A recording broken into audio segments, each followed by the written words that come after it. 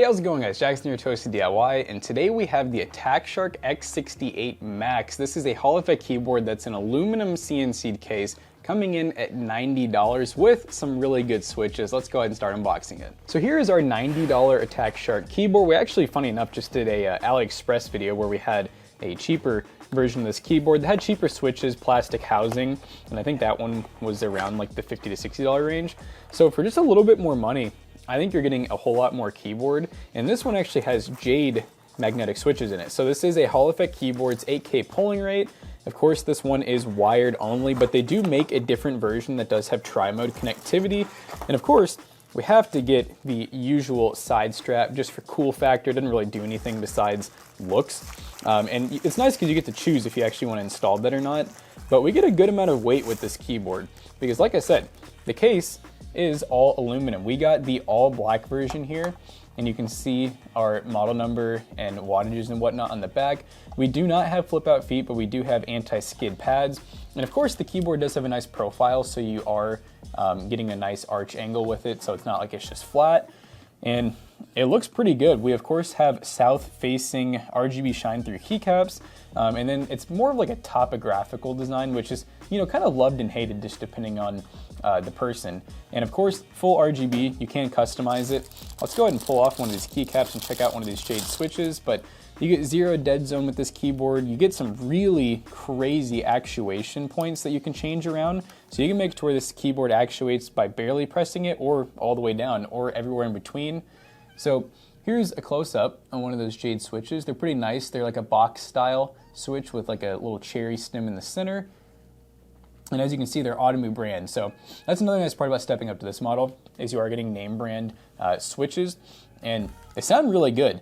I mean, I will say overall, this keyboard has a pretty decent typing experience that we'll get to actually do some typing tests. Stabilizers feel and sound good. I don't really hear anything that sounds majorly, you know, wrong or anything. Everything feels good. Everything feels like it's pre-lubed pretty well. Of course, we do have our strap that we can choose to put on, which goes on the side here. And just takes a few minutes to install, nothing too crazy. I will say they included USB-C cable, a little bit cheap, but I guess at the end of the day, when you're buying a nicer keyboard like this, more than likely, you may end up buying one of those aviation cables that has the nice coil to it, or a nicer braided cable if you want.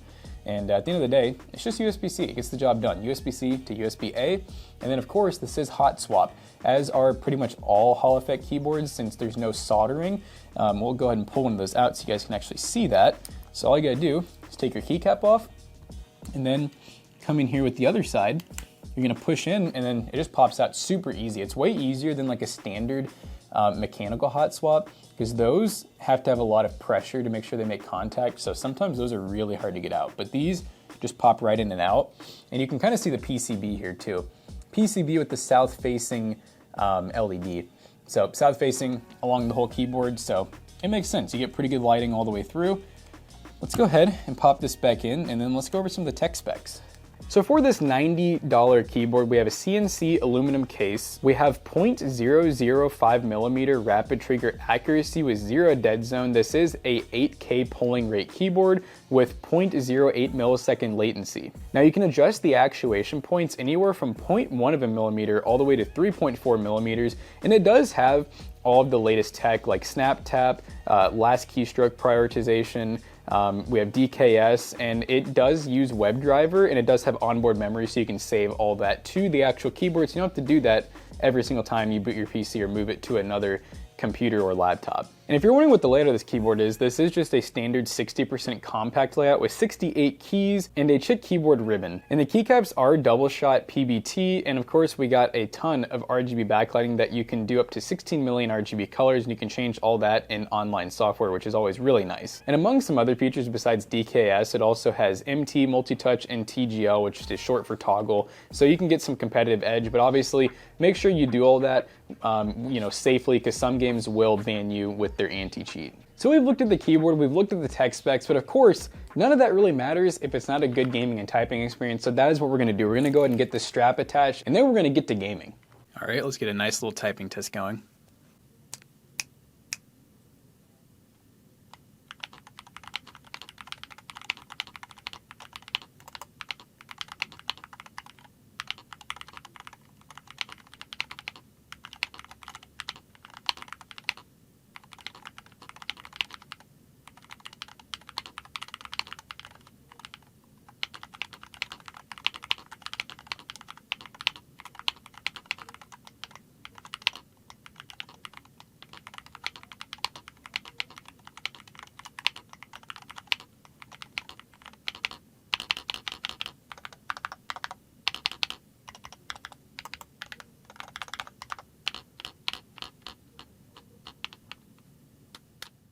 have not used QMK, but I've heard of this website before, and it just instantly works. They did have two different downloads. So they had, this is the software download, this is the WebDriver.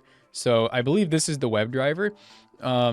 I did also get a download too, which I don't know where it went, but that download is a .soft file right here. Yeah, or sorry, it's an application.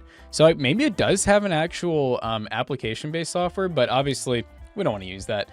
So let's see, can we do, let's do a static color for fun. Let's see, let's do always on, I guess. Custom color. Yes. Pretty much instantly is updating stuff to the keyboard. So that's good. The software appears to be working perfectly. Always good to see. Let's see if we can get like a nice orange. We can match the setup at home because that's probably where I'll be testing the gaming. Oh yeah, that is nice. That's very nice. I'm loving that. Nice, kind of like Halloween fiery themed. Maybe we can even make it move a little bit. Oh, we can do firmware updates. We have macro editing, which is always cool. So you can make custom macros. We can do all the custom layer and functions that we want. And then here's where we can change like when the keys actuate and stuff like that. I normally leave these stock because honestly, I'm not super picky when it comes to actuation point, at least not currently. I'm not competitive enough to like have a preference. And then obviously in the software, oh, we can change polling rate, which is always cool. And then we should be able to change certain things as well, like Rappy Tappy, Sock D, all those things within the software. So, hey, easy enough. Everything was looking pretty good with the software. Let's get to gaming. All right, guys, we got our X68 here on the home setup because, of course, we got to test this keyboard in a natural environment. We got to actually see how it is gaming. Now, I will say, from the typing test, pretty much all the keys sound pretty good. They have an interesting, I'd almost call it like higher pitch, tinny sound. The one thing I will say is the space bar. It's got a little bit of stabilizer. I don't know if you'd call that like a rebound slap maybe, because it's not when it hits the bottom, it's when it comes back up essentially. Yeah, it's right when it hits the top of its travel. You get some sound that you don't really love to hear, but I will say, I mean, generally if you're typing, you're usually not slapping the coming off, so it's not terrible, but I just want it to be known that this one is specifically that I got has a little bit of noise. Your mileage may vary because overall the keyboard's built really well. So I just could have gotten unlucky, and I can take off the space bar and mess with it, but I'm not going to right now. But that's just something to note. And you may be just fine, or you may have something that you might want to fix sound wise. So we're gonna start off with some Team Fortress 2. I will say my regular keyboards right here, I usually use the iQnix OG80. You guys know we review a lot of keyboards here on the channel. We are not basic keyboard boys here. None of us really just use like Corsair or Logitech or Razer. We all use pretty unique, I would say mid to high end keyboards. So here we go on this $90 keyboard. Let's get to gaming. All right, here we go. I will say so far, you can definitely feel that nice response time. It's very smooth. I will say the keys themselves are pretty smooth too. Obviously when I have headphones on, I can't really hear anything. It's pretty quiet overall, but it sounds, I mean, feels nice. It sounds nice. All I can really hear is the game right now.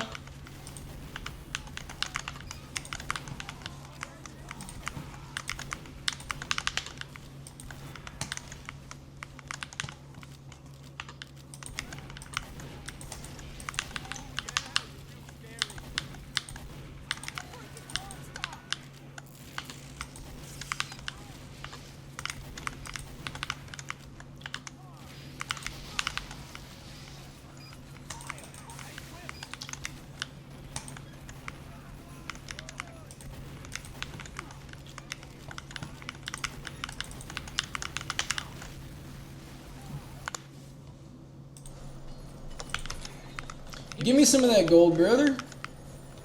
Yee. Got it. I gotta get closer in, you know? No. Can't swim.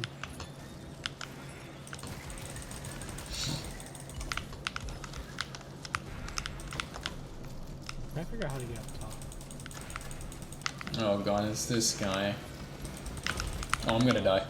Holy crap. Do you have the thingy? Dude, these guys off in the distance, I literally can't do anything about them.